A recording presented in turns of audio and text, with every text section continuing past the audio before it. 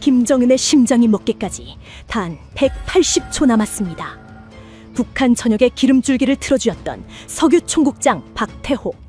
그가 현금 3조 원과 20조 원 규모의 비밀 장부를 들고 중동 한복판에서 증발했습니다.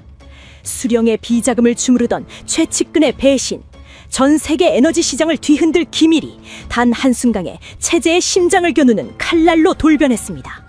테헤란에서 서울까지 CIA와 북한 암살조가 뒤엉킨 역대 최대 규모의 첩보전.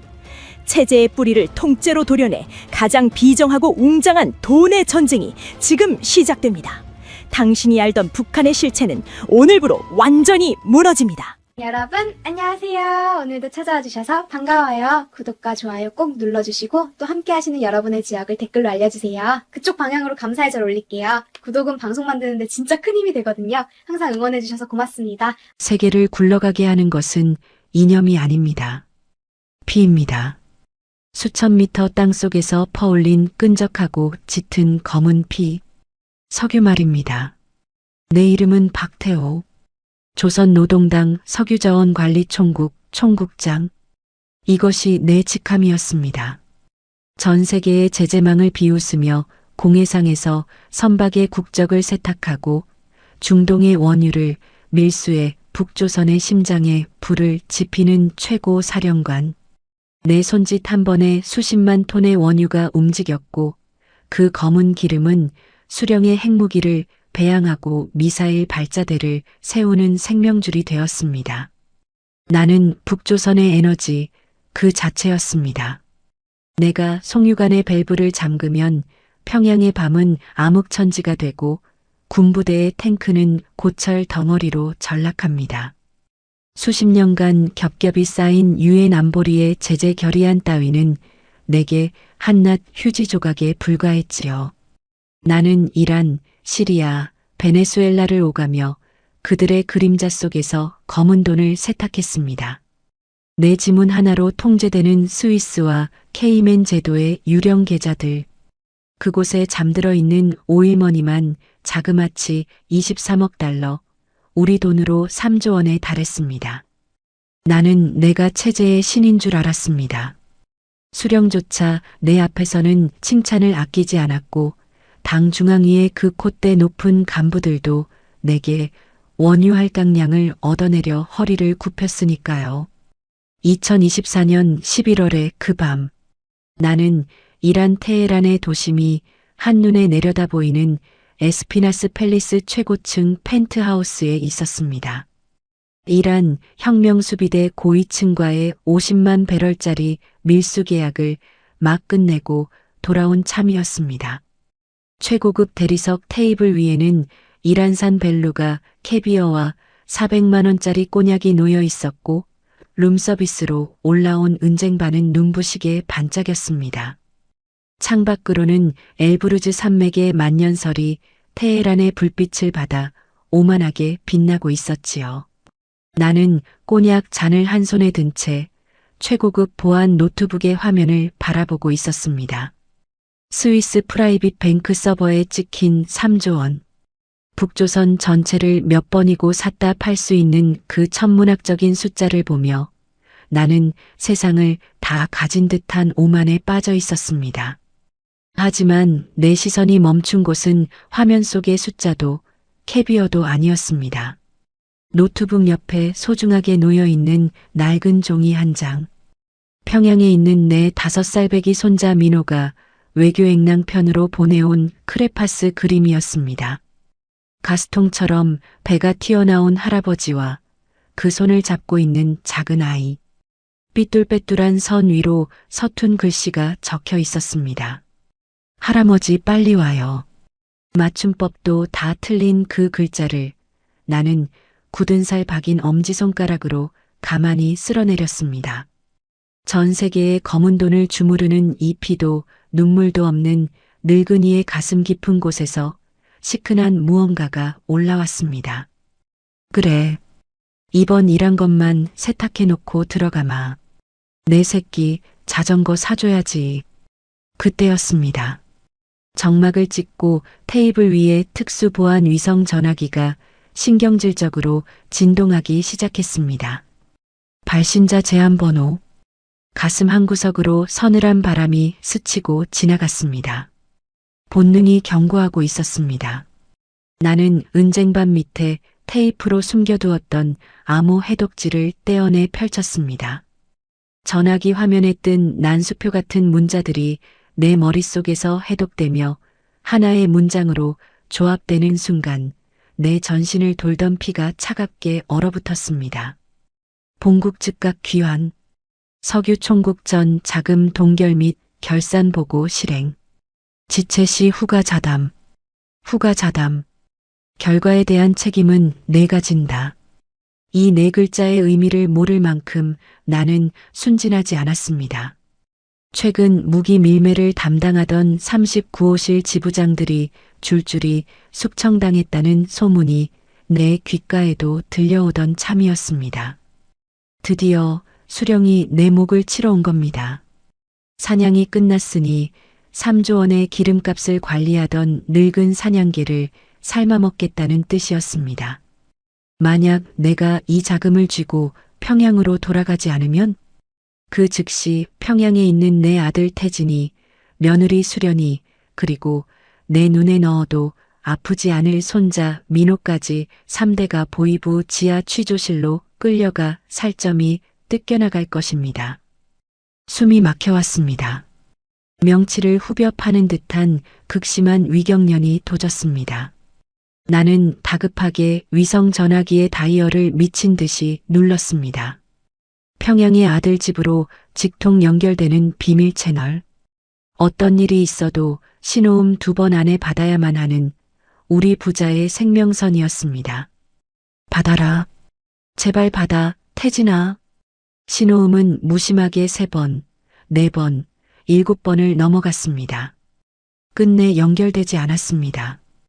다리에 힘이 풀리며 페르시아 융단 위로 무릎이 꺾였습니다. 이미 늦은 건가?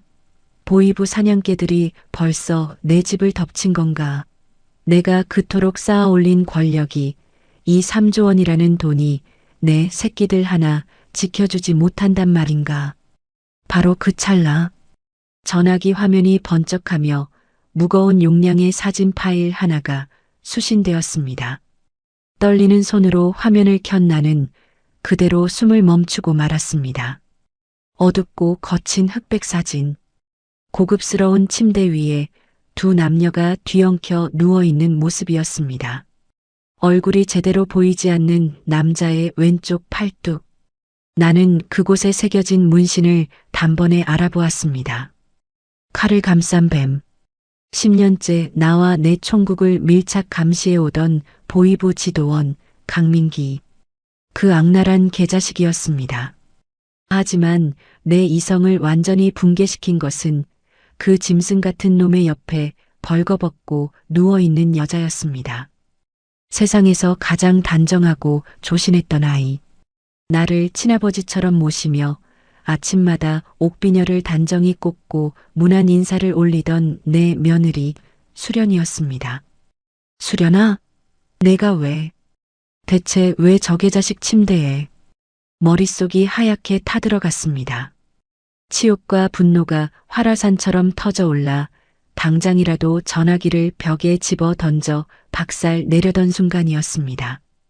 발신자 정보가 내 눈을 찔렀습니다. 강민기가 아니었습니다.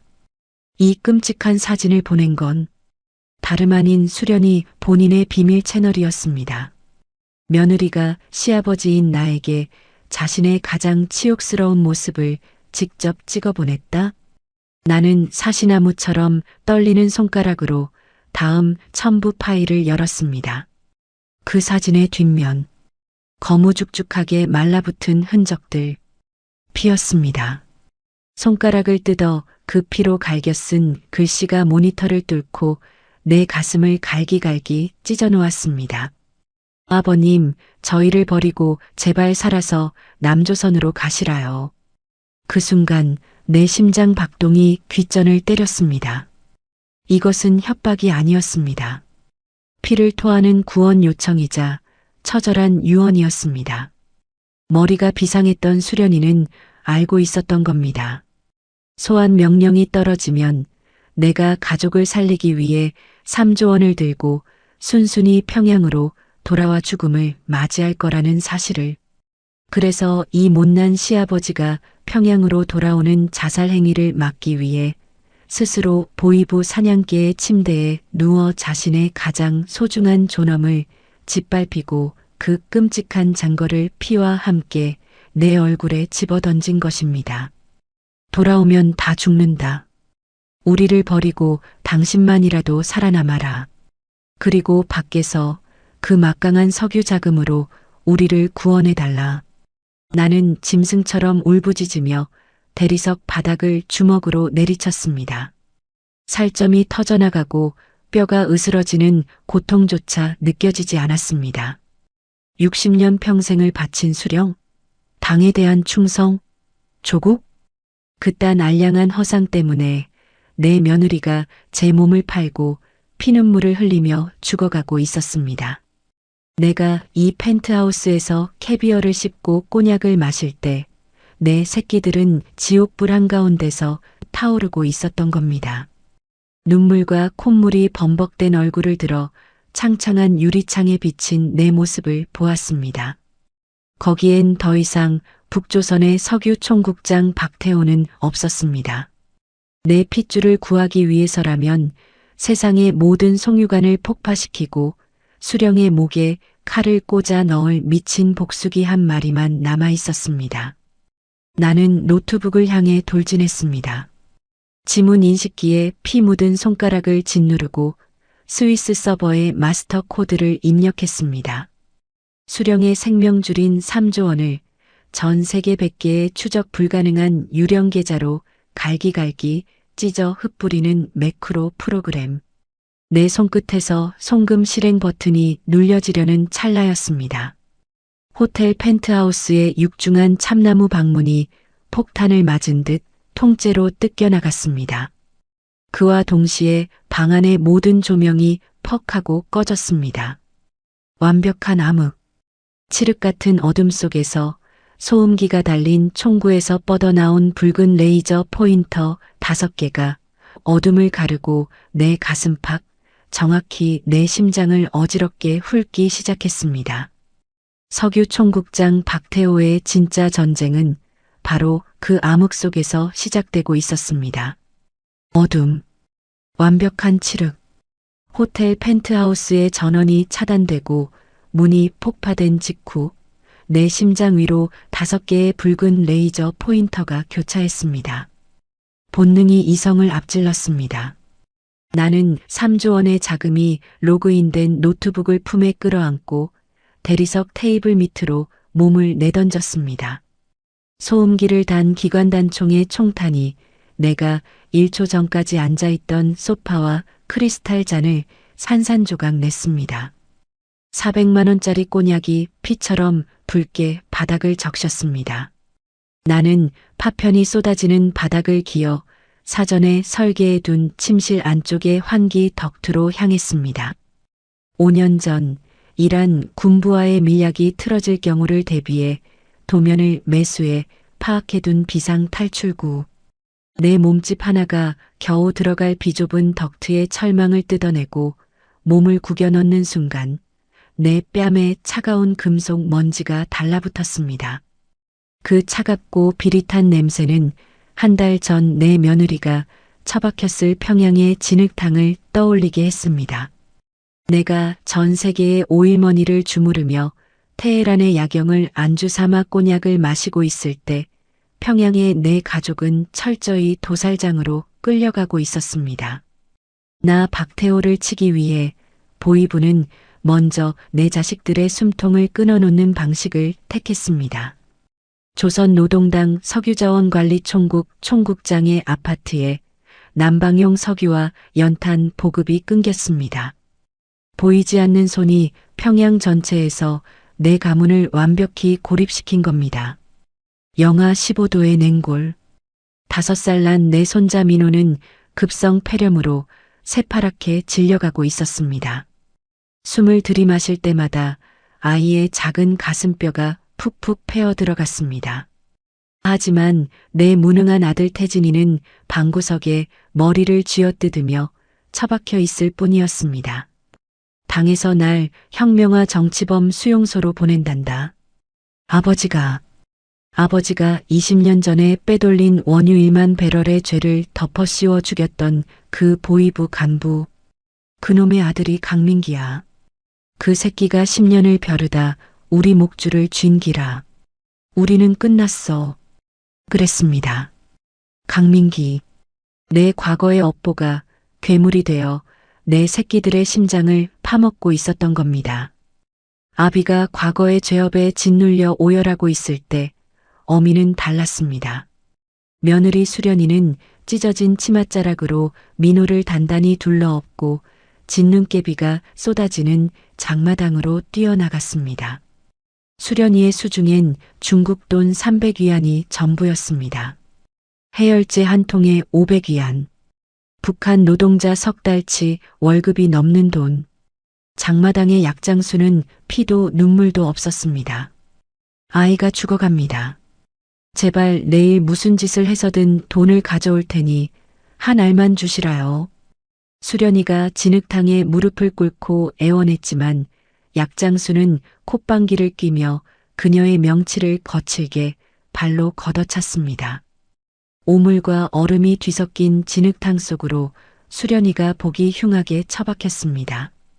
내가 시집 올 때 최고급 비단으로 지어주었던 그 고운 치마가 시커먼 구덩이 속에서 찢어졌습니다. 쏟아지는 비를 맞으며 진흙에 얼굴을 박은 채 수련이는 꼼짝하지 않았습니다. 수치심, 모멸감, 그리고 지독한 절망. 하지만 1초, 2초, 3초. 진흙탕 속에서 수련이가 천천히 고개를 치켜들었을 때 그 눈빛은 이미 인간의 것이 아니었습니다. 눈물은 말라붙었고 오직 자식을 살리기 위해 악마의 장기라도 뜯어먹을 듯한 짐승의 살기만이 번뜩였습니다. 어미는 그 순간 스스로 지옥의 문을 열기로 결심한 겁니다. 그날 밤 비에 젖은 미역줄기 같은 꼴을 한 수련이가 보위부 관사촌 강민기의 집 문을 두드렸습니다. 러닝셔츠 차림으로 슬리퍼를 질질 끌고 나온 강민기가 문지방에 기대어 비릿한 미소를 지었습니다. 남편 목숨이 걸렸다며? 하늘 갔던 네 시아버지의 석유백도 소용없지? 그래서 내게 뭘 줄 수 있는데? 수련이는 고개를 푹 숙인 채 억양 없는 서늘한 목소리로 답했습니다. 무엇이든 하겠습니다. 강민기는 수련이의 턱을 거칠게 쥐어 치켜 올렸습니다. 그의 끈적하고 더러운 시선이 수련의 젖은 몸을 핥듯 훑어내렸습니다. 네 시아버지가 관리하는 스위스 계좌 비밀번호? 아니면 내 며느리 수련이는 그 수치스러운 시선 앞에서 대답 대신 스스로 젖은 저고리의 옷고름을 뜯어내듯 풀었습니다. 치욕 따위는 진흙탕에 버리고 온 지 오래였습니다. 강민기의 눈동자에 10년 묵은 복수를 완성했다는 승리감과 더러운 정복욕이 붉게 일렁였습니다. 시아버지인 내가 캄캄한 환기구 안에서 이 장면을 상상하는 것만으로도 내장은 타들어가고 이빨이 부서질 듯 으디득 갈렸습니다. 하지만 내 며느리는 그저 무력하게 유린당한 것이 아니었습니다. 새벽 3시 강민기가 정욕과 술에 절어 시체처럼 골아떨어졌을 때 수련이는 소리 없이 침대에서 몸을 일으켰습니다. 그녀의 오른손은 주머니 속에 든 빈 약통을 손바닥에 피가 배어날 정도로 부서져라 움켜쥐고 있었습니다. 그녀의 머릿속에는 오직 한 가지 목적뿐이었습니다. 과거 강민기가 남편 태진에게 술김에 떠벌렸던 보위부의 1급 기밀. 수련이는 유령처럼 서재로 스며들었습니다. 강민기가 무심코 내뱉었던 숫자를 기억해내어 옷장 뒤에 철제 금고 다이얼을 돌렸습니다. 금고안 수많은 기밀 문서 사이로 수련의 눈에 박힌 것은 양피지 지도 한 장이었습니다. 북중 국경 보위부 감시망 및 정예 타격대 교대 시간표. 보위부가 탈북자들의 숨통을 끊어놓기 위해 작성한 사각지대 목록. 즉, 평양을 빠져나갈 수 있는 완벽하고 유일한 생존 루트였습니다. 수련이는 그 지도를 접어 찢어진 치마 속 가장 깊은 곳에 숨겼습니다. 그리고 다시 침실로 돌아왔습니다. 짐승처럼 골아떨어진 강민기의 얼굴과 벌거벗은 자신의 어깨가 렌즈에 담기도록 휴대폰 앵글을 잡았습니다. 자신의 가장 수치스러운 치부를 스스로 기록한 수련이는 망설임 없이 자신의 검지손가락을 어금니로 강하게 물어뜯었습니다. 살점이 뜯겨나가고 검붉은 피가 뚝뚝 떨어졌습니다. 수련이는 방바닥에 엎드려 그 사진 뒷면에 피로 유언을 써내려갔습니다. 아버님, 저희를 버리고 제발 살아서 남조선으로 가시라요. 수련이는 알고 있었던 겁니다. 나 박태호가 평양의 가족을 살리기 위해 3조 원을 들고 스스로 사지의 아가리로 걸어 들어올 것이라는 걸. 그녀는 이 늙고 무력해진 시아버지가 평양으로 돌아오는 자살 행위를 막기 위해 자신의 존엄을 갈기갈기 찢어 던진 그 끔찍한 증거를 피와 함께 내 얼굴에 내리꽂은 것입니다. 돌아오면 다 죽는다. 당신이 쥔 그 돈으로 밖에서 우리를 살려내라. 수련아. 아, 내 새끼야. 좁고 먼지투성이인 테헤란의 환기구 안을 기어가며 나는 소리 없이 짐승의 울음을 토해냈습니다. 눈물과 먼지가 뒤섞여 피눈물처럼 흘러내렸습니다. 수령, 이념, 그 알량한 체제를 유지하느라 내 손에 묻힌 그 수많은 피, 그 대가가 결국 내 며느리의 살점과 내 손자의 숨통을 끊는 단두대로 돌아왔습니다. 나 박태호의 안에서 무언가 완벽하게 폭발하며 부서졌습니다. 나는 더 이상 북조선의 석유 총국장이 아니었습니다. 수령의 모가지를 비틀고 이 세상을 잿더미로 만들어서라도 내 핏줄을 빼내야만 하는 한 마리 악귀로 다시 태어난 겁니다. 덕트를 빠져나와 에스피나스 호텔의 지하 비상구로 떨어져 내렸을 때였습니다. 지하 주차장 쪽으로 절뚝거리며 몸을 틀려는 순간 내 척추뼈 한가운데 경추 4번의 위치를 정확히 노리고 차가운 금속 총구가 와 닿았습니다. 온몸의 근육이 활시위처럼 팽팽하게 굳었습니다. 움직이지 마시오, 박태호 동지. 어둠 속에서 들려온 것은 부드럽지만 얼음장처럼 차갑고 건조한 영어 억양이었습니다. 나는 목에 핏대를 세운 채 천천히 고개를 돌렸습니다. 비상구의 희미한 붉은 조명 아래 짧게 깎은 금발과 날카로운 파란 눈을 번뜩이는 서양인 하나가 서 있었습니다. 그의 왼쪽 귀에 꽂힌 인이어, 그리고 손목에 찬 미 특수전 사령부의 티타늄 시계. 나는 그가 누군지 단번에 알아봤습니다. 지난 3년간 내가 중동의 석유 밀수 루트를 개척할 때마다 그림자처럼 쫓아오며 내 목을 조여오던 사냥개. 미국 중앙정보국 중동 지부장 마이클 브라운이었습니다. 마이클은 소음기가 달린 권총을 내 등에 댄 채 비릿하게 조소했습니다. 당신을 죽이러 온 게 아니오. 방금 당신 방을 박살낸 건 이란 혁명수비대 놈들이고 호텔 정문 밖엔 평양에서 날아온 암살조가 당신 목을 따려고 대기 중이오. 건물 바깥엔 내 무장팀이 깔려있지. 당신이 여기서 혼자 살아서 나갈 확률은 정확히 제로요. 나는 그의 총구 앞에서도 호흡 하나 흐트러뜨리지 않았습니다. 그래서 날 납치라도 하겠다는 거요? 마이클의 파란 눈이 먹잇감을 찢기 직전에 맹수처럼 번뜩였습니다.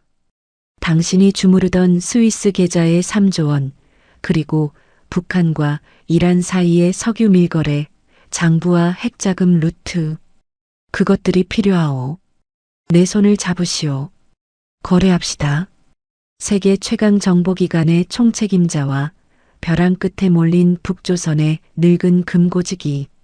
지하 비상구의 붉은 불빛 아래서 서로의 숨통을 정확히 노리는 두 악기의 시선이 불꽃처럼 부딪혔습니다. 나는 입안의 피맛을 꿀꺽 삼키며 한자 한자 씹어뱉듯 말했습니다. 거래. 줬소. 내 조건은 딱 하나요. 마이클의 눈썹이 미세하게 꿈틀거렸습니다. 말해보시오. 내 며느리, 내 아들, 내 손자. 평양의 인질로 묶여있는 내 핏줄 전부를 당장 빼내시오. 남조선으로 내 눈앞에 안전하게 데려다 놓으시오. 그전에는 나는 노트북이 든 가방을 쥔 손에 힘을 주며 야차 같은 눈으로 마이클을 노려보았습니다. 단 1원도, 단 한 줄의 정보도 당신들 손에 들어가는 일은 없을 거요. 날 쏘고 3조 원을 허공에 날리든가 내 새끼들을 빼내고 3조 원을 쥐든가 선택하시오. 총구 앞에서도 잃을 것이 없는 자의 광기는 죽음의 공포마저 집어삼킵니다. 수령의 비자금을 담보로 한 가장 잔혹하고 미친 핏줄의 맹세가 테헤란의 어두운 지하에서 시작되고 있었습니다. 미국 중앙정보국 CIA. 전 세계의 어둠을 지배한다는 그 거대한 제국도 잃을 것이 없는 늙은 아비의 광기 앞에서는 한낱 협상 대상일 뿐이었습니다. 당신들 손에 쥐어줄 건 단 1원도, 단 한 줄의 정보도 없소. 내 핏줄을 내 눈앞에 데려다 놓기 전까진 내 입에서 튀어나온 그 서늘한 선전포고에 에스피나스 팰리스 호텔의 지하 비상구에는 숨막히는 정적이 흘렀습니다. 아프간과 시리아의 모래바람 속에서 20년을 구른 CIA 중동 지부장 마이클 브라운. 그 파란 눈의 승냥이는 코웃음을 쳤습니다. 박태호 동지, 평양 한복판에서 민간인 3명을, 그것도 보위부의 감시망을 뚫고 빼내는 건 군사작전이요. 북조선과의 전면전을 각오하란 말이오? 불가능하오. 불가능? 나는 마이클의 총구를 등진 채로 천천히 돌아섰습니다. 내 며느리가 제 몸을 던져 빼낸 보위부 감시망 회피 루트 지도가 있소. 당신들이 평양 내부에 심어둔 조력자와 그 지도만 결합하면 할 수 있소. 아니, 무조건 해야만 하오. 위층에서는 이란 정보부 요원들이 펜트하우스의 집기들을 박살내며 수색망을 좁혀오는 소리가 들려왔습니다. 시간이 없었습니다. 마이클은 짧게 영어로 지시를 내렸고 우리는 어둠 속에서 호텔 지하의 환기 덕트를 뜯고 인접 건물의 하수도로 기어들어갔습니다. 악취가 진동하는 하수구를 지나 도착한 곳은 테헤란 외곽에 버려진 페르시아 양탄자 공장이었습니다. 한때 최고급 융단을 짜내던 기계들은 붉게 녹슬어 있었고 코를 찌르는 곰팡이 냄새가 마치 죽은 피비린내처럼 진동했습니다. 깜빡이는 백열등 아래 먼지가 수북이 쌓인 철제 테이블을 사이에 두고 나와 마이클이 마주 앉았습니다. 마이클이 품에서 갈색 서류 봉투를 던졌습니다. 우리의 요구 조건이요. 이란 나탄즈 지하 핵시설의 실제도면 북조선과 이란 사이에 오간 10년치 석유 밀수와 미사일 기술 이전 장부 그리고 내가 쥐고 있는 3조 원의 스위스 계좌 양도 각서였습니다. 가족 구출은 본부의 승인이 떨어져야 하오. 일단 성금부터 치르시오. 마이클이 거만하게 턱을 까딱였습니다. 전형적인 강대국의 오만이었습니다. 내가 수령의 사륙망에 쫓기는 늙은 도망자 신세니 자신들이 내 목줄을 쥐고 있다고 착각하고 있었지요. 나는 대답 대신 품에 안고 온 방수 가방에서 노트북을 꺼내 열었습니다. 비상용 위성 모듈을 연결하고 스위스 은행의 메인 서버에 접속했습니다. 마이클이 흥미롭다는 듯 한편으로는 경계하는 눈빛으로 화면을 들여다보더군요. 나는 보안 토큰을 입력하고 마이클이 보는 바로 앞에서 1,000억 원이라는 막대한 돈을 이란 국방부 산하 특수 계좌로 즉석에서 송금해 버렸습니다. 엔터. 화면에 송금 완료 창이 뜨는 순간 마이클의 파란 눈동자가 찢어질 듯 커졌습니다.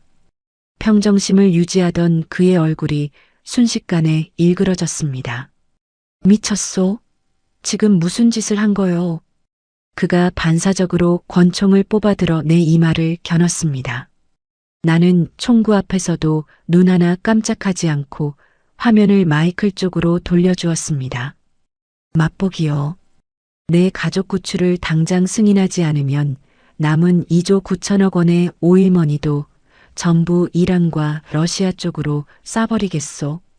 이란이 이 막대한 자금을 주면 이스라엘 본토를 타격할 핵무기 개발이 5년은 앞당겨지겠지. 중동 전체의 군사 균형이 붕괴되는 그 끔찍한 책임을 당신이 워싱턴에 해명할 수 있겠소? 마이클의 얼굴이 잿빛으로 변했습니다. 잃을 게 없는 늙은 아비의 광기. 나는 내 목숨과 3조 원을 협상 테이블에 올려놓고 세계 최강의 제국과 러시아 룰렛을 돌린 겁니다. 마이클은 권총을 쥔 채로 위성 전화를 꺼내 워싱턴 CIA 본부와 긴급 교신을 시작했습니다. 피를 말리는 침묵. 백열등이 내 심장 박동처럼 위태롭게 깜빡거렸습니다. 내 이마에는 식은땀이 맺혔지만 눈빛만은 맹수처럼 마이클의 입술을 물고 늘어졌습니다. 줬소. 승인이 났소. 작전명 사일런트 브릿지. 평양 내 우리 자산을 총동원해 당신 가족을 빼내겠소. 마이클이 이를 악물며 전화를 끊었습니다. 이제 당신이 약속을 지킬 차례요. 성금을 내놓으시오. 나는 양복 안주머니에서 은단 크기만 한 작은 스테인리스 케이스를 꺼냈습니다. 그 안에는 손가락 2마디 크기의 마이크로필름 한 롤이 들어있었지요.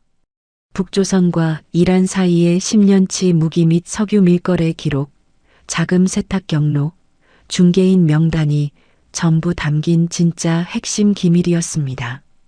CIA가 20년을 쏟아붓고도 얻지 못한 성배였습니다. 나는 접이식 가위로 그 필름을 정확히 반으로 잘라 절반만 마이클에게 밀어주었습니다. 이게 성금이요. 나머지 절반과 3조 원의 128짜리 마스터 코드는 내 핏줄이 안전한 남조선 땅을 밟는 그 순간 넘기겠소. 마이클은 불빛의 필름을 비춰보며 승리자의 미소를 지었습니다. 하지만 이 오만한 미국인은 치명적인 사실을 하나 몰랐습니다. 그 필름 코팅층 안에는 내가 석유 총국장 시절 중국의 최고 해커를 동원해 심어둔 디지털 추적 바이러스가 숨겨져 있다는 사실을. CIA가 이 필름의 정보를 빼내려 자국의 스캐너에 넣는 순간 바이러스가 발동해 내 비밀 서버로 CIA의 중동 작전망 내부 파일이 모조리 역전송되도록 설계해 둔 트로이의 목마였습니다. 상대가 날 배신하고 용도 폐기할 경우를 대비한 늙은 공작원의 썩은 동아줄. 우리는 그렇게 서로의 심장에 시퍼런 칼을 겨눈 채 각자의 이익을 위한 악마의 계약을 맺었습니다. 바로 그때였습니다. 공장 바깥에서 고막을 찢어버릴 듯한 요란한 사이렌 소리가 울려 퍼졌습니다. 건물 안의 인원은 즉시 투항하라. 당장 무기를 버리고 나와라. 페르시아어 확성기 소리. 이란 혁명 수비되었습니다. 누군가 밀고를 한 겁니다. 호텔에서 내가 사라진 걸 알아챈 이란 정보부가 테헤란 전체의 하수망과 빈 건물을 이잡듯 뒤져 포위망을 좁힌 거였죠. 마이클이 거친 욕설을 내뱉으며 지하실 벽면의 특정 콘크리트 패널을 3번 두드렸습니다. 벽이 무겁게 회전하며 좁고 어두운 지하 비상 터널이 나타났습니다. CIA가 비상실을 대비해 10년 전에 파놓은 미국 대사관까지 연결되는 비밀 통로였습니다. 내일 밤 자정 카비르 사막의 제사 헬기 착륙장에서 보겠소. 반드시 살아서 오시오. 마이클과 무장 요원들이 터널 속으로 모습을 감추고 나는 반대쪽 하수구 출구를 향해 홀로 늙고 병든 몸을 던졌습니다. 칠흑 같은 하수구, 썩은 쥐 시체와 생활 오폐수가 무릎까지 차오르는 그 끔찍한 수로를 62의 나는 미친 듯이 기었습니다. 숨이 턱 끝까지 차오르고 왼쪽 무릎에 연골이 찢어지는 듯한 고통이 밀려왔습니다. 한 번도 상상해 본 적 없는 밑바닥이었습니다. 몇 시간 전만 해도 최고급 호텔에서 꼬냑을 마시던 조선 노동당의 실세가 지금은 쥐새끼처럼 오물통을 기어다니고 있었습니다. 하지만 멈출 수 없었습니다.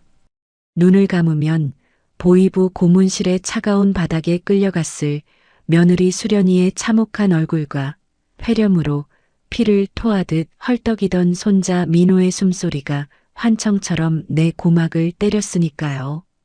내가 살린다. 내 새끼들은 내가 무슨 짓을 해서든 지옥에서 꺼낸다. 도끼를 품고 500m가 넘는 하수구를 기어 마침내 지상의 맨홀 뚜껑을 밀어 올렸을 때 내 코를 찌른 건 테헤란 남부 빈민가의 매캐한 쓰레기 타는 냄새였습니다. 가로등 하나 없는 좁고 구불구불한 흙바닥 골목. 야윈 떠돌이개 한 마리가 찢어진 내 바짓단을 보며 저기를 품고 으르렁거렸습니다. 최고급 이탈리아제 수트는 오물과 진흙으로 범벅이 되어 형체를 알아볼 수 없었고 구두의 밑창은 뜯어져 나간 지 오래였습니다. 숨을 고르며 골목을 빠져나가려던 찰나 등골을 타고 오르는 끔찍한 살기에 내 발걸음이 아스팔트 바닥에 얼어붙었습니다. 어두운 골목 양끝을 완벽하게 틀어막고 선 5명의 사내들. 그들은 약속이라도 한 듯 어둠 속에 녹아드는 견장 없는 검은 가죽 코트를 입고 있었습니다. 북조선 보위부 해외 정예 타격대, 평양에서 가장 잔혹한 살인 기계들, 그리고 그 선두에 선 거대한 체구의 남자. 구름 사이로 드러난 달빛이 그의 각진 턱과 싸늘한 눈매를 비추는 순간 내 심장은 차갑게 멎어버렸습니다. 박태호 동지, 오래간만이요. 강민기. 수련이를 제 더러운 침대로 끌어들인 그 개자식이 평양에서 직항 군용기를 타고 이 머나먼 테헤란 빈민가까지 날아와 내 목줄을 노리고 서 있었습니다. 그의 오른손에는 소음기가 달린 소련제 토카레프 권총이 들려 있었고 그 검은 총구는 내 심장이 아닌 양쪽 무릎을 번갈아 겨누고 있었습니다. 나를 죽이는 게 아니라 내 다리를 박살내산 채로 질질 끌고 가 3조 원의 마스터 코드를 고문으로 뜯어내겠다는 지독한 계산이었습니다. 민기야. 나는 끓어오르는 사리를 간신히 억누르며 짐승의 소리로 낮게 불렀습니다. 민기는 비열하게 웃으며 내 앞으로 3걸음 여유롭게 다가왔습니다. 우리 아버지를 수용소에서 비참하게 되지게 만든 원수를 내 손으로 잡아 족치는 날이 오다니 수령님께 감사라도 해야겠소. 그는 코트 주머니에서 투명한 비닐 지퍼백 하나를 꺼내 내 발밑에 흙바닥에 툭 던졌습니다. 투명한 비닐 안에 담긴 것은 길고 검은 여자의 머리카락 한 줌이었습니다. 뿌리째 뽑힌 듯 끝부분에 붉은 피와 살점이 엉겨붙어 떡이 진 채로. 알아보겠소? 당신 그 고고하고 예쁘장한 며느리년의 머리카락이요. 취조실에 매달아 놨더니 반항이 아주 심하더군. 그 순간 내 머릿속을 지탱하고 있던 이성의 끈이 뚝 하고 끊어지는 소리가 났습니다. 수련이의 머리카락. 그 여린 아이가, 내 새끼가 이 짐승 같은 놈들에게 어떤 끔찍한 짓을 당한 거란 말인가. 시야가 핏빛으로 붉게 물들고 온몸의 피가 역류하며 터질 듯 끓어올랐습니다. 당장이라도 저놈의 모골대를 이빨로 물어뜯고 누나를 파내버리고 싶었습니다. 하지만 나는 30년을 어둠 속에서 살아남은 노예한 늙은이였습니다. 여기서 흥분의 총을 맞으면 모든 것이 끝이다. 내가 죽으면 미국과의 거래도 끝이고 내 핏줄도 영원히 수용소에서 짐승처럼 썩어간다. 나는 덜덜 떨리는 주먹을 등 뒤로 감추고 핏물이 배어나오는 입술을 비틀어 올려 기괴한 미소를 지었습니다. 강지도원, 총구 치우고 나랑 거래 하나 합시다. 민기의 눈매가 뱀처럼 좁아졌습니다. 거래 3조 원이요. 그중 절반인 1조 5천억을 당신 이름표를 달아 완벽하게 세탁해주겠소. 보이부에서 당신이 평생 남의 피를 빨고 충성해봐야 떨어지는 건 배급살 몇 킬로가 전부 아니오.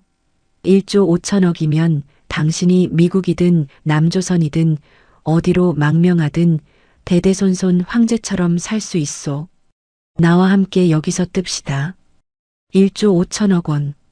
북조선의 일개 보이부 요원에게는 우주의 크기만큼이나 가늠조차 안 되는 천문학적인 액수. 인간의 탐욕은 맹목적인 복수심마저 잠시 마비시키는 가장 강력한 마약입니다. 강민기의 흔들림 없던 동공이 요동쳤습니다. 아주 미세하게 0.5초 나를 겨누고 있던 토카레프의 총구가 1도 정도 아래로 쳐졌습니다.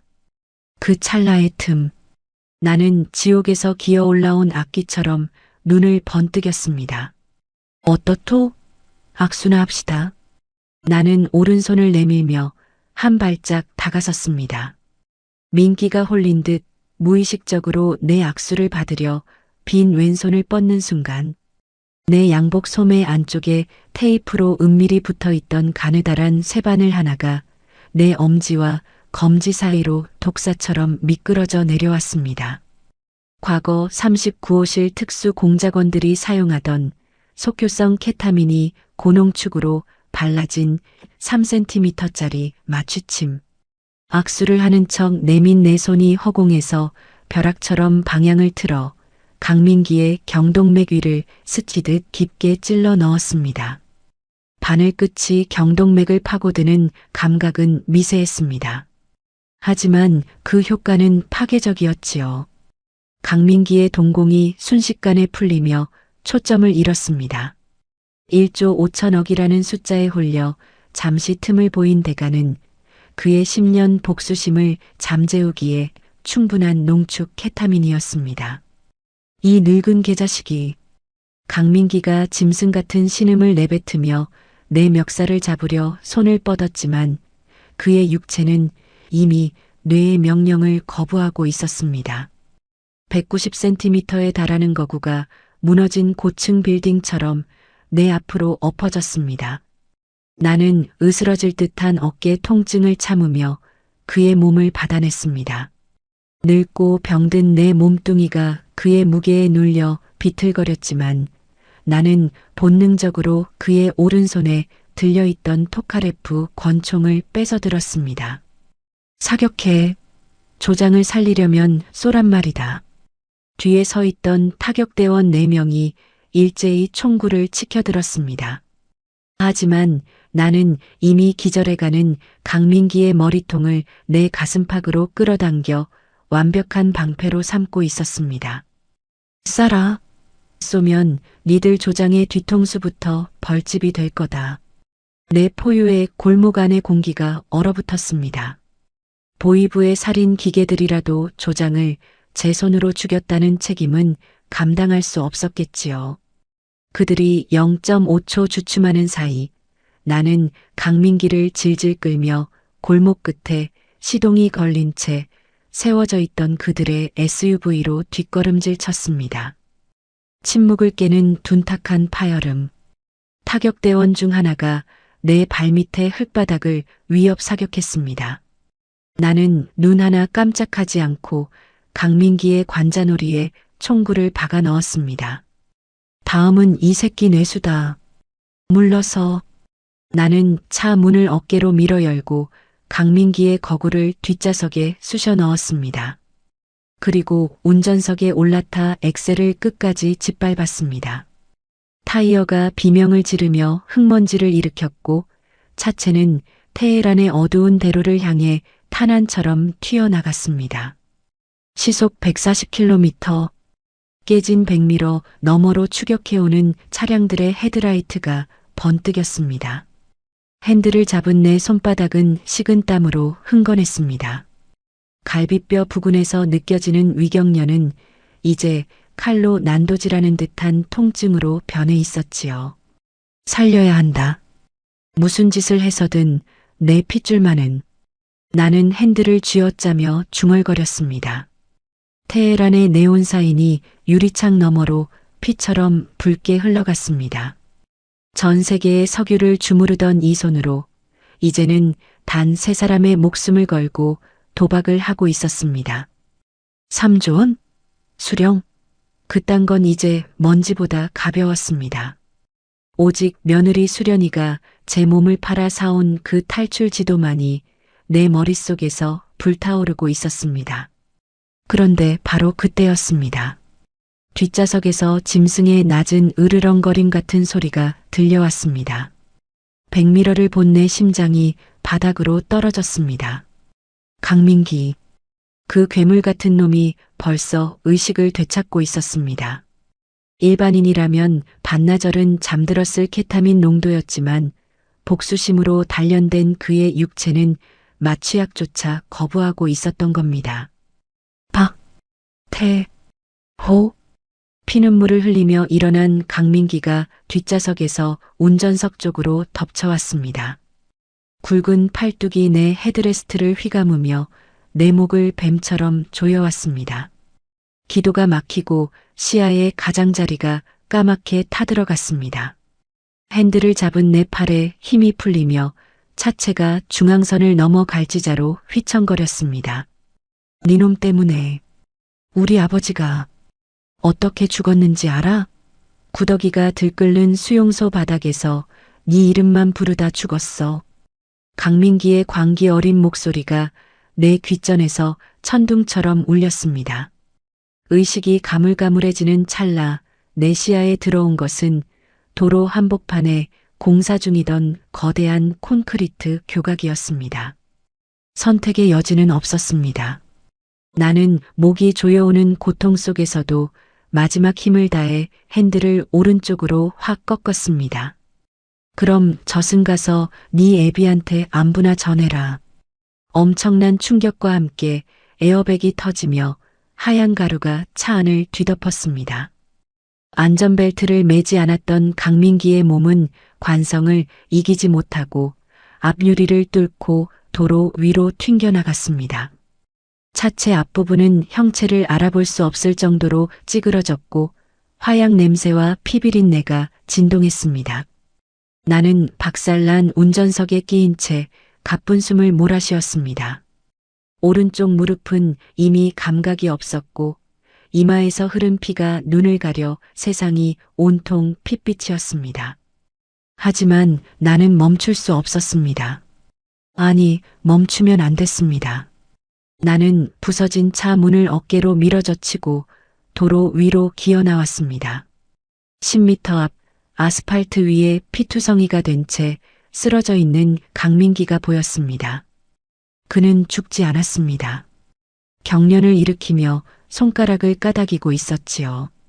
그 무시무시한 생존력에 소름이 돋았습니다. 나는 절뚝거리는 다리를 이끌고 도로 옆 빈민가 상가 뒷골목으로 몸을 숨겼습니다.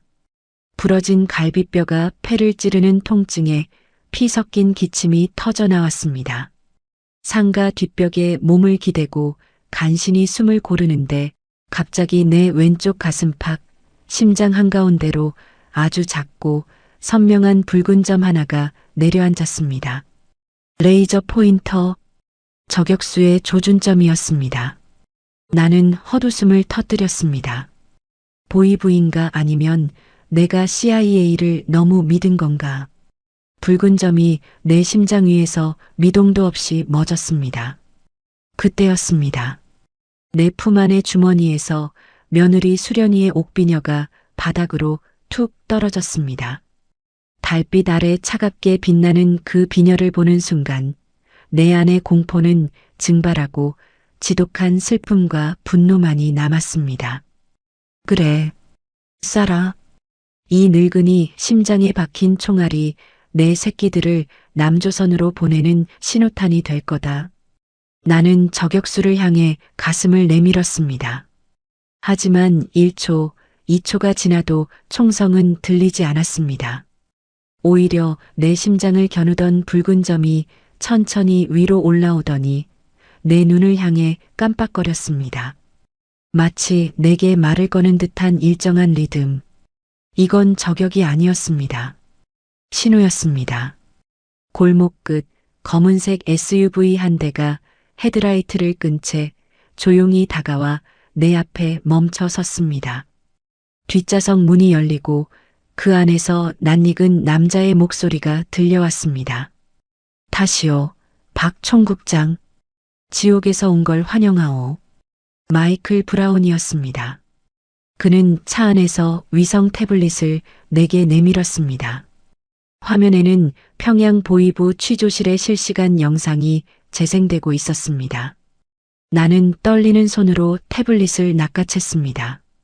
화면 속에는 내 아들 태진이가 철제 의자에 묶여 만신창이가 된 채 고개를 떨구고 있었고 그 옆 바닥에는 내 손자 민호가 겁에 질려 울고 있었습니다. 그리고 그들 앞에 며느리 수련이가 무릎을 꿇고 서 있었습니다. 보이부 요원 하나가 수련이의 머리카락을 잡아채며 소리쳤습니다. 박태호가 숨겨둔 3조 원의 마스터 코드가 어디 있어? 말해. 수련이는 입가에 피를 흘리면서도 고개를 들어 카메라를 똑바로 응시했습니다. 마치 만리 밖에 나를 보고 있다는 듯 그녀의 입술이 아주 느리게 움직였습니다. 아, 님. 그 찰나 수련이는 입안에 숨겨두었던 검은색 캡슐을 어금니로 깨물었습니다. 수련이의 몸이 활처럼 휘어지며 바닥으로 쓰러지는 장면을 끝으로 화면은 노이즈와 함께 끊겼습니다. 수련아. 내 비명이 테헤란의 밤하늘을 갈기갈기 찢어놓았습니다. 내 며느리가 자식을 위해 시아버지를 위해 기어이 스스로 목숨을 끊은 겁니다. 내 손바닥 위로 옥비녀의 차가운 촉감이 느껴졌습니다. 나는 태블릿을 쥔 채 마이클 브라운의 멱살을 잡아당겼습니다.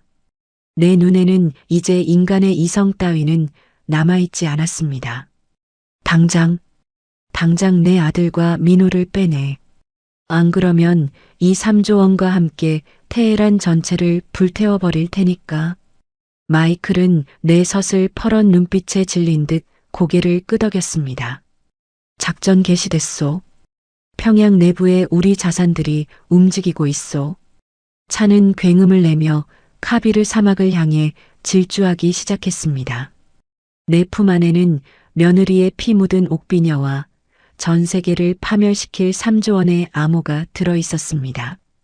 나 박태호의 진짜 복수는 이제 겨우 시작이었습니다. 테헤란의 야경이 뒤로 밀려나고 SUV의 바퀴가 거친 사막의 모래를 움켜쥐며 비명을 질렀습니다. 차 안의 공기는 얼어붙은 듯 차가웠지만 내 심장은 며느리 수련이가 독약을 깨물던 그 마지막 장면의 잔상 때문에 타오르는 용광로 같았습니다. 수련아, 내 새끼야. 내 손 안의 위성 태블릿 화면은 이미 노이즈만 가득한 검은 단절로 변해 있었지만 나는 그 화면을 놓지 못했습니다. 그 찰나의 입모양.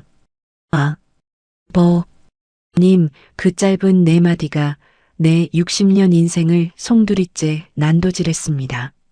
며느리는 알고 있었던 겁니다. 이 늙은 시아버지가 평양으로 돌아오는 순간 우리 가문의 모든 역사는 보이부의 구두굽 아래 짓눌려 끝이 날 거라는 사실을.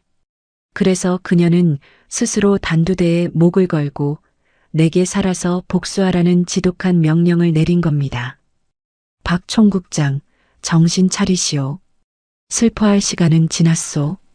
운전대를 잡은 마이클 브라운의 목소리는 기계처럼 건조했습니다.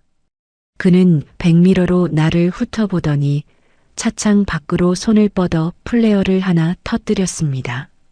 칠흑 같은 카비르 사막의 밤하늘 위로 붉은 불꽃이 궤적을 그리며 솟구쳤습니다. 우리의 탈출을 도울 CIA의 무장 헬기가 접근 중이라는 신호였습니다. 내 아들은? 민호는 지금 어디 있소? 내 목소리는 쇳소리가 섞여 갈라져 나왔습니다. 마이클은 다른 태블릿을 내게 내밀었습니다.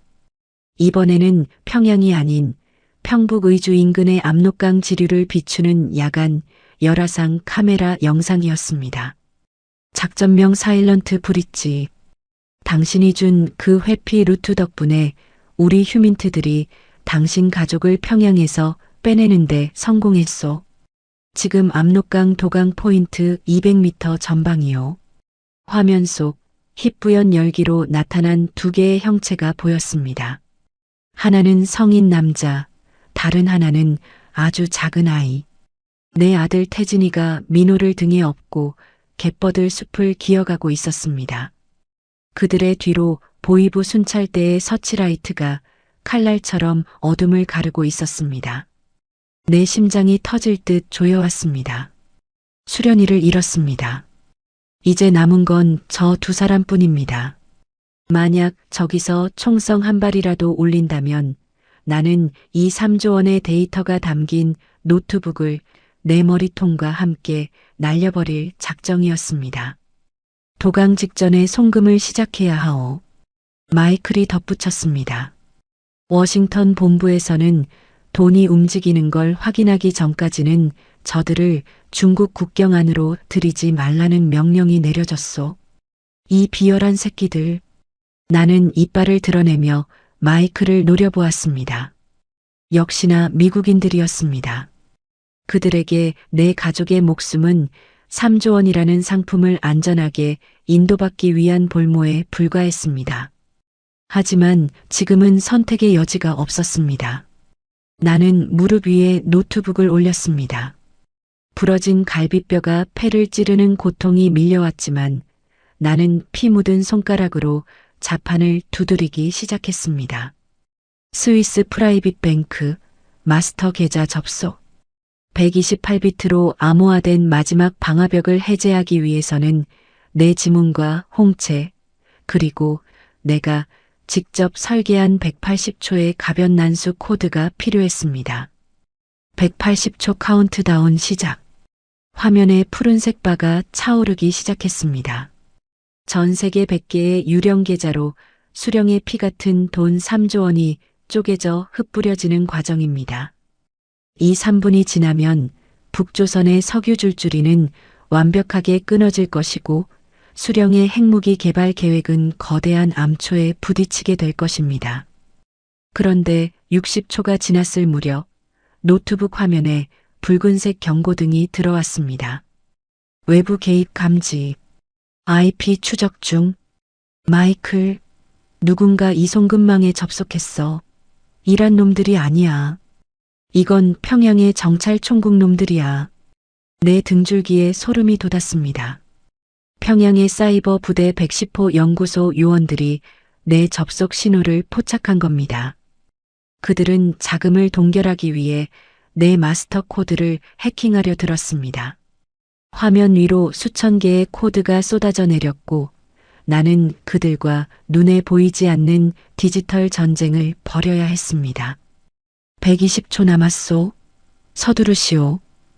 마이클이 소리쳤습니다. 그 순간 사막의 지평선 너머에서 거대한 굉음이 들려왔습니다. 이란 혁명수비대의 공격 헬기 샤헤드 2대가 우리를 향해 미사일을 발사한 겁니다. SUV 바로 옆에서 모래 폭풍이 거대하게 솟구쳤습니다. 차체가 공중으로 붕괴될 듯 튀어올랐고 내 머리가 천장에 부딪히며 시야가 하얗게 변했습니다. 하지만 나는 노트북을 놓지 않았습니다. 아니, 놓을 수 없었습니다. 내 손끝에 내 아들과 민호의 심장 박동이 달려 있었으니까요. 박 총국장, 버티시오. 마이클이 차를 갈지자로 몰며 회피 기동을 시작했습니다. 헬기의 기관포탄이 차체를 뚫고 들어와 조수석 시트를 걸레짝으로 만들었습니다. 화약 냄새와 타는 냄새가 진동하는 아수라장 속에서 나는 며느리 수련이의 옥비녀를 입에 물었습니다. 입안에 고이는 비릿한 피맛이 정신을 번쩍 들게 했습니다. 150초 경과, 진행률 85%. 다시 압록강 쪽 화면을 보았습니다. 보이부 순찰대가 태진이와 민호를 발견했습니다. 정지하지 않으면 발사하겠다. 스피커를 통해 들려오는 그 섬뜩한 외침. 태진이는 민호를 품에 안고 얼어붙은 강물 속으로 뛰어들었습니다. 11월의 압록강은 뼛속까지 얼리는 얼음장입니다. 아이를 안고 강을 건너는 태진이의 어깨 위로 서치라이트가 집중되었습니다. 제발 좀. 나는 해커들의 공격을 방어하며 마지막 엔터키를 향해 손을 뻗었습니다. 압록강 너머에서 총성이 울렸습니다. 태진이의 왼쪽 어깨에서 붉은 피가 분수처럼 솟구치는 장면이 열화상 카메라에 선명하게 잡혔습니다. 그는 강물 속으로 고꾸라졌지만 필사적으로 민호를 수면 위로 들어 올렸습니다. 안 돼. 내 비명과 함께 노트북 화면에 마침내 최종 메시지가 떴습니다. 송금 완료. 원화 3조 원 분산 완료. 마이클, 돈 보냈어. 당장 저들을 구해. 당장. 그와 동시에 우리 머리 위로 CIA의 블랙호크 헬기가 나타났습니다. 헬기 측면에 장착된 미니건이 불을 뿜으며 우리를 쫓던 이란의 샤헤드 헬기를 불덩이로 만들어버렸습니다. 사막 한가운데서 거대한 폭발이 일어났고 그 화염 속에서 마이클은 급브레이크를 밟았습니다. 가족들은 무사할 거요. 중국 국경 너머에서 우리 팀이 픽업했소. 마이클의 한마디에 내 온몸의 힘이 빠져나갔습니다. 노트북을 덮고 입에 물고 있던 옥비녀를 손에 쥐었습니다. 비녀에 내 이빨 자국과 피가 묻어 있었습니다. 수련아, 보고 있느냐? 내가 목숨과 바꾼 이 길이 드디어 열렸다. 블랙호크에서 내려온 특수부대원들이 나를 들것에 실었습니다. 헬기가 이륙하며 멀어지는 테헤란의 지평선을 바라보았습니다. 30년 동안 내가 충성했던 조국, 내가 관리했던 검은 기름의 제국이 저 멀리서 불타고 있었습니다. 하지만 내 전쟁은 이제 겨우 일막이 끝났을 뿐입니다. 수련이를 죽음으로 몰아넣은 강민기, 그리고 우리 가문을 배신한 평양의 그 괴물들. 나는 이제 그들에게 3조 원이라는 피의 대가를 치르게 할 것입니다.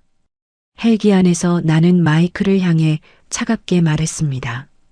이제 남조선으로 갑시다. 거기서 내 진짜 복수를 시작할 테니. 하늘 위로 떠오른 헬기 창밖으로 붉은 사막의 달이 우리를 비웃듯 내려다보고 있었습니다. 서해에 짙은 해물을 뚫고 전용기가 인천국제공항의 외진 활주로에 미끄러지듯 내려앉았습니다. 2024년 12월의 한국은 차갑고 습했습니다. 트랩을 내려오는 내 구두 끝에 닿는 이 땅의 감촉은 기묘했습니다.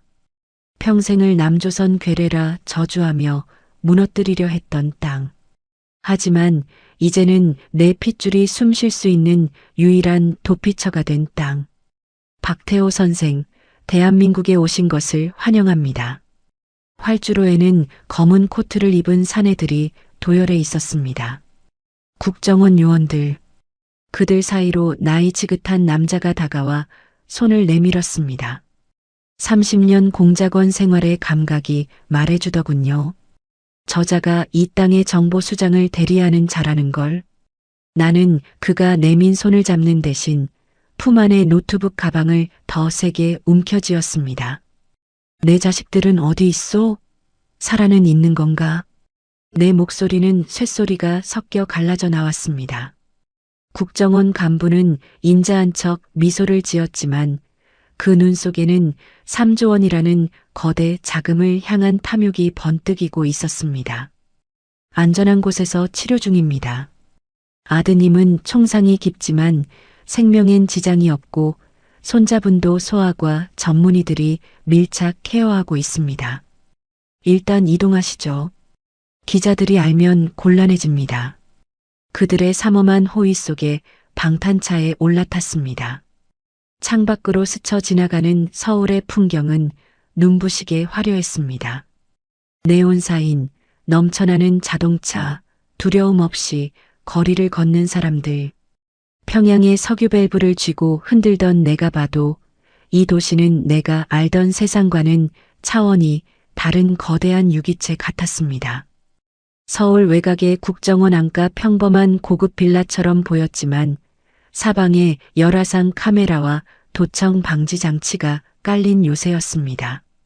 거실 문이 열리고 나는 그곳에서 내 생명보다 소중한 이들을 마주했습니다. 아버지, 어깨에 두꺼운 붕대를 감은 채 소파에 앉아있던 태진이가 나를 보며 일어섰습니다. 고문 후유증으로 수척해진 얼굴, 퀭한 눈. 하지만 살아있었습니다. 그 옆에는 5살 민호가 낯선 환경에 겁을 집행듯 태진의 옷자락을 꼭 쥐고 있었습니다. 민호야, 내 새끼. 나는 절뚝거리는 다리로 달려가 아이를 끌어안았습니다. 아이의 몸에서 나는 따뜻한 땀 냄새와 비누 향기. 압록강의 차가운 물속에서도 살아남은 이 작은 생명의 박동이 내 가슴에 와 닿았습니다. 나는 아이의 등을 쓸어내리며 짐승처럼 울음을 삼켰습니다.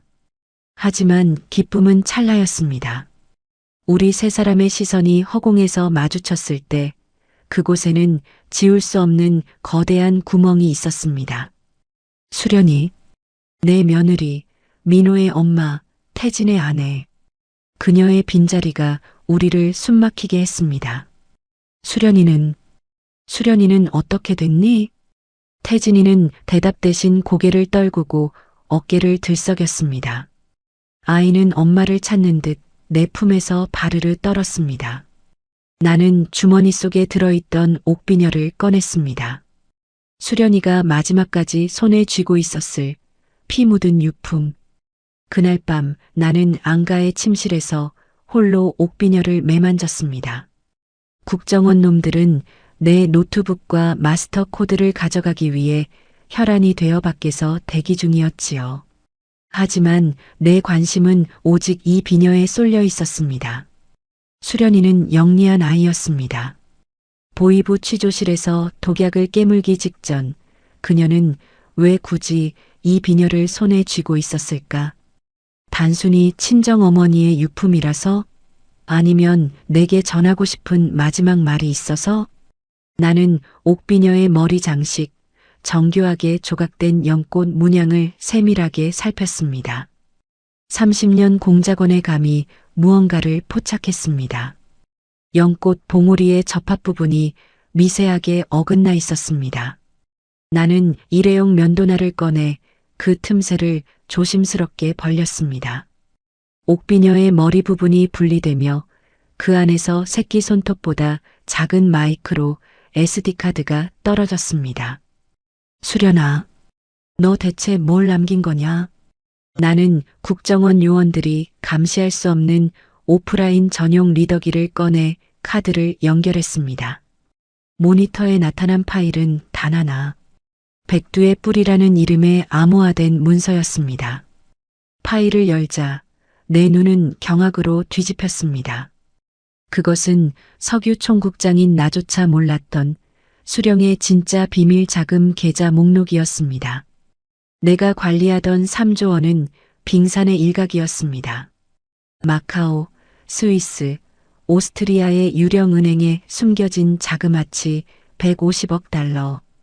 그리고 그 자금이 어떻게 전 세계 독재자들에게 흘러들어가 무기를 사고 팔았는지에 대한 로비 장부였습니다. 더 충격적인 것은 그 장부의 마지막 페이지에 적힌 이름들이었습니다. 북조선의 고위 간부들뿐만 아니라 이 땅 대한민국과 미국 워싱턴의 정가에 깊숙이 뿌리 내린 소위 프락치들의 명단. 수련이는 보위부 지도원 강민기의 침실에서 그놈의 약점을 잡으려다 이 체제 자체를 뒤흔들 거대한 폭탄을 손에 넣었던 겁니다.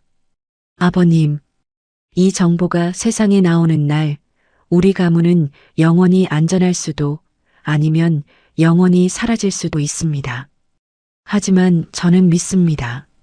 아버님이라면 이 독이 든 성배를 정의의 칼로 바꾸실 거라는 걸요. 메모장 끝에 적힌 수련의 마지막 메시지가 내 심장을 후벼 팠습니다. 그녀는 단순히 가족을 살리려 죽은 게 아니었습니다. 이 썩어 빠진 체제의 뿌리를 통째로 뽑아버릴 설계도를 내 손에 쥐어주고 떠난 겁니다. 그때 방문이 거칠게 열리며 국정원 간부와 CIA의 마이클 브라운이 들어왔습니다. 박 총국장, 이제 시간이 됐소. 3조 원의 마스터 코드를 넘기시오. 더 이상 지체하면 당신 신변 보호도 장담 못하오. 마이클의 눈은 차가웠습니다. 나는 천천히 SD카드를 주머니 깊숙이 찔러 넣고 일어섰습니다.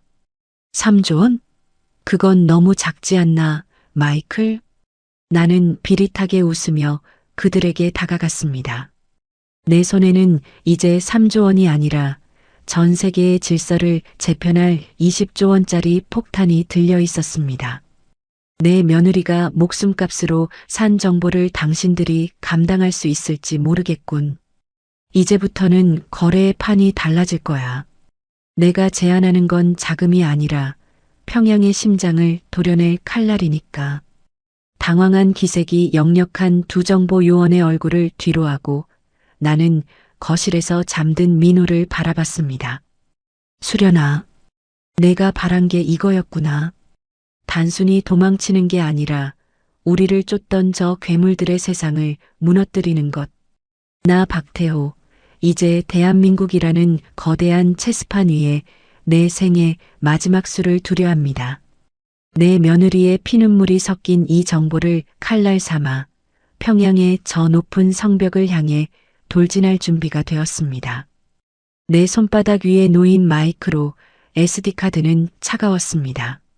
하지만 이 작은 칩이 품고 있는 정보의 온도는 태양의 표면보다 뜨거웠죠. 3조 원? 평양의 검은 피를 팔아챙긴 그 돈은 이제 내게 한낱 숫자에 불과했습니다. 며느리 수련이가 제 몸을 단두대에 올리고 맞바꾼 이 백두의 뿌리 명단은 이 땅의 민주주의라는 화려한 외피 아래 기생하며 수령의 검은 오이머니를 빨아먹고 있는 독버섯들의 지도였습니다. 박 총국장, 왜 대답이 없소?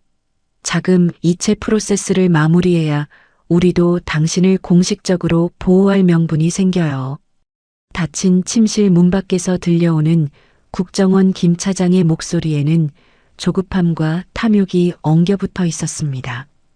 그는 지금 내 머릿속에 든 3조 원만 보고 침을 흘리고 있겠지만 나는 주머니 속 SD카드를 만지며 차가운 실소를 흘렸습니다. 방금 전 모니터로 확인한 명단의 세 번째 줄. 거기엔 지금 내 방문 바로 앞에 서 있는 대한민국 정보기관의 수뇌부 김진수라는 본명이 선명하게 박혀 있었으니까요. 수령의 비자금이 이 땅의 정보 수장에게까지 흘러들어가 있었다니.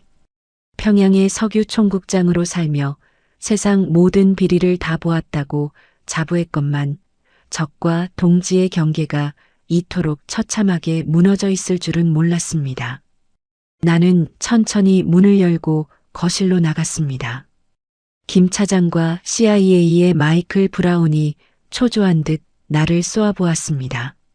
나는 짐짓 노예한 여우처럼 웃으며 노트북 가방을 테이블 위에 올렸습니다. 코드를 넘기겠소. 단 조건이 하나 더 있소. 김 차장은 미간을 찌푸리며 쏘아붙였습니다. 또 조건입니까? 박 총국장, 당신 가족의 아니가 지금 누구 손에 달렸는지 잊은 모양이군. 나는 그를 뚫어지게 응시하며 낮게 응조렸습니다. 아니, 내 가족의 아니는 이제 내 손에 달려 있어. 마이클, 당신들 CIA가 평양 내부에 심어둔 검은 새라는 정보원, 지금 살아있나? 마이클의 눈동자가 흔들렸습니다. 그건 왜 묻는 거요? 그가 내게 보낸 마지막 메시지가 있었지. 평양 보위부 내부에 남조선 국정원의 고위급 프락치가 있다고. 그자가 누구인지 내 눈으로 확인하기 전까진 3조 원의 마지막 마스터 코드는 절대로 입력하지 않겠소. 나는 김 차장의 눈을 한치의 흔들림 없이 응시했습니다.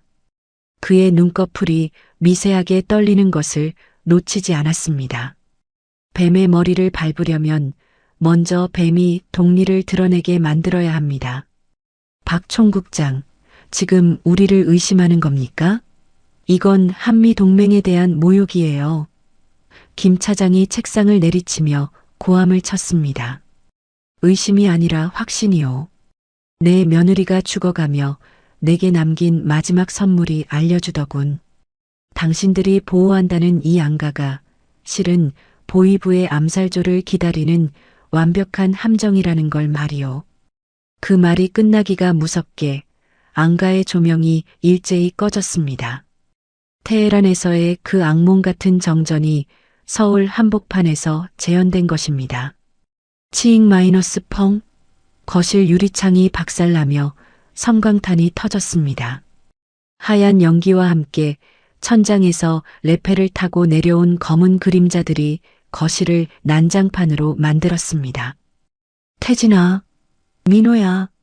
나는 본능적으로 아들과 손자가 있는 방으로 몸을 날렸습니다. 문을 박차고 들어가자 어둠 속에서 태진이가 민호를 품에 안고 구석에 엎드려 있었습니다. 아버지, 이놈들이 어떻게 여기까지. 내부에 쥐새끼가 있었던 게지. 태진아, 정신 바짝 차려라. 이제부터는 우리가 직접 길을 낸다. 연기 자욱한 거실을 지나 지하로 내려가는 계단. 내 앞을 가로막은 건 피투성이가 된 채 권총을 들고 있는 김 차장이었습니다. 박태호, 그 명단 당신이 갖고 있지? 그걸 내놔. 그럼 당신과 저 아이는 살려주마. 그의 눈은 이미 이성을 상실한 노예의 광기로 가득 차 있었습니다. 명단? 아, 이 SD카드 말이냐? 나는 주머니에서 가짜 칩 하나를 꺼내 흔들었습니다. 이게 그렇게 갖고 싶더냐? 내 놈이 판 조국이 고작 이 얇은 플라스틱 한 장에 무너질까봐 두려운 게냐? 김 차장이 방아쇠를 당기려는 찰나 어둠 속에서 거대한 그림자가 나타나 그의 목을 휘감았습니다. 단 한 번의 비틀림으로 김 차장의 고개가 기괴하게 꺾였습니다. 비명조차 지르지 못하고 쓰러진 김 차장의 등 뒤에서 나타난 사내. 강민기였습니다. 그는 피 섞인 가래를 뱉으며 내게 다가왔습니다.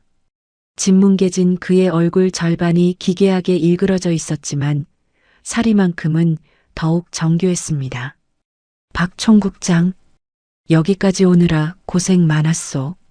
이제 그 명단을 내놓으시지. 나는 강민기를 향해 달려들며 가슴팍에 숨겨둔 독약 만년필을 꺼내 들었습니다. 수련이의 원수, 오늘 여기서 끝장을 내자. 늙은 몸이었지만 내 핏줄을 지키겠다는 광기가 내 근육 하나하나를 폭발시켰습니다. 바로 그때 지하 주차장의 셔터가 무너지며 CIA의 마이클 브라운이 이끄는 무장팀이 들이닥쳤습니다. 나는 강민기의 목덜미를 부여잡은 채 그의 귀에 대고 차갑게 속삭였습니다. 내 놈이 충성하던 수령의 비밀 계좌 150억 달러. 내가 지금 이 순간 전 세계 언론에 공개했다. 내 놈은 이제 평양에서도 여기에서도 버림받은 쓰레기일 뿐이야. 강민기의 눈에 처음으로 깊은 공포가 서렸습니다. 그와 동시에 마이클의 저격수가 쏜 탄환이 강민기의 가슴을 관통했습니다. 수련이를 죽음으로 몰아넣은 그 거대한 악의 축이 차가운 주차장 시멘트 바닥 위에서 종말을 맞이한 것입니다. 사건은 종결되었으나 여진은 계속되었습니다. 수련이가 남긴 백두의 뿌리 명단은 대한민국 정보기관과 정계를 뒤흔들었습니다. 쥐새끼들은 소리 없이 사라졌고 평양의 비자금 계좌들은 전 세계 정보망의 거미줄에 걸려 동결되었습니다. 하지만 그 대가로 내가 얻은 것은 화려한 훈장이 아니라 더 깊은 어둠 속으로의 은둔이었습니다. 사건이 일단락된 후 CIA는 내게 플로리다의 대저택을 제안했습니다. 하지만 나는 그 제안을 쓰레기통에 쳐넣었습니다.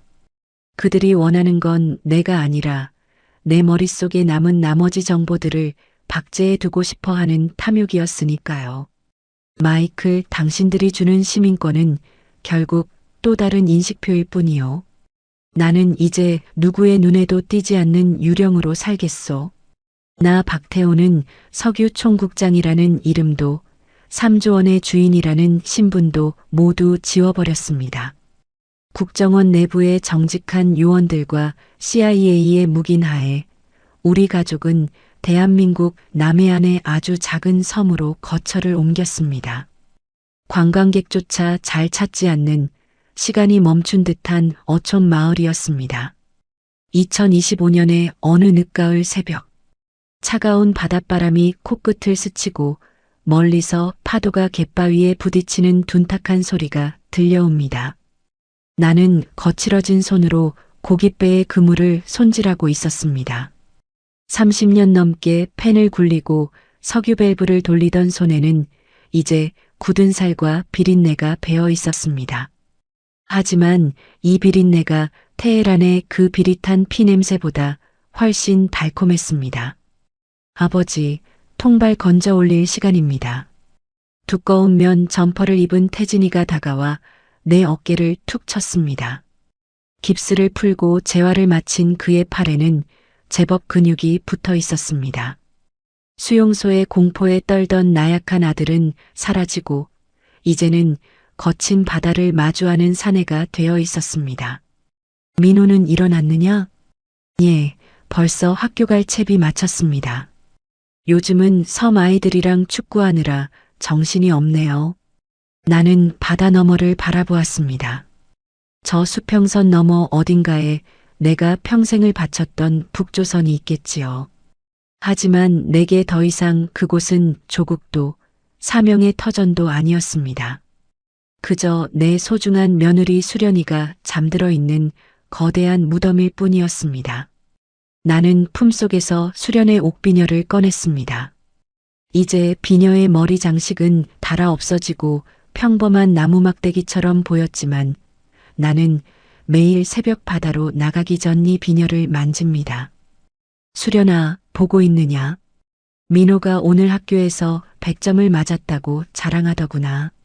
내가 목숨과 맞바꾼 이 평범한 하루가 내게는 3조 원의 기름보다 훨씬 더 진득하고 귀하구나. 나는 비녀를 주머니 깊숙이 넣고 배에 올랐습니다. 통통거리는 엔진 소리가 적막한 어촌의 새벽을 깨웁니다. 배가 항구를 벗어날 때 멀리서 가방을 맨 민호가 부둣가에서 손을 흔드는 모습이 보였습니다. 할아버지, 잘 다녀오세요. 민호의 목소리가 바닷바람을 타고 내 귓가에 선명하게 박혔습니다. 보이부의 도청도 암살자의 총구도 없는 순수한 아이의 외침. 나는 손을 들어 화답했습니다. 나 박태호는 이제 세계를 움직이던 석유의 왕이 아닙니다. 누구도 내 과거를 묻지 않고 누구도 내 미래를 감시하지 않는 그저 이 작은 섬의 문명어부일 뿐입니다. 수령의 비자금은 공중분해되었고 나를 쫓던 악기들은 지옥으로 돌아갔습니다. 나는 바다를 향해 배를 몰았습니다. 내 뒤로 남은 물결이 하얀 거품을 일으키며 흩어집니다. 마치 내 지난 60년의 추악한 발자취를 지워버리려는 듯이 자유란 것은 거창한 승전보가 아니었습니다. 아이가 등교하는 뒷모습을 아무런 두려움 없이 바라볼 수 있는 것, 내일 먹을 물고기를 걱정하며 오늘 하루의 노동에 정직하게 몸을 적시는 것, 그리고 사랑하는 이의 희생을 헛되이 하지 않았다는 안도감으로 깊은 잠에 드는 것. 수련아, 고맙다. 내가 선물해준 이 위대한 익명성을 나는 내 남은 숨이 다하는 날까지 지켜내마. 햇살이 수평선 위로 솟아오르며 바다를 황금빛으로 물들입니다. 망망대해를 향해 나아가는 작은 목선 하나. 거기엔 세상에서 가장 부유했던 가난한 노인과 그의 새로운 삶이 실려 있었습니다. 오디오본 영상은 가상 재구성을 포함한 팩션 오디오북입니다. 사실과 다를 수 있으며 안보 경각심을 위한 창작물임을 밝힙니다. 함께 해주셔서 고마워요. 다음에도 또 만나요.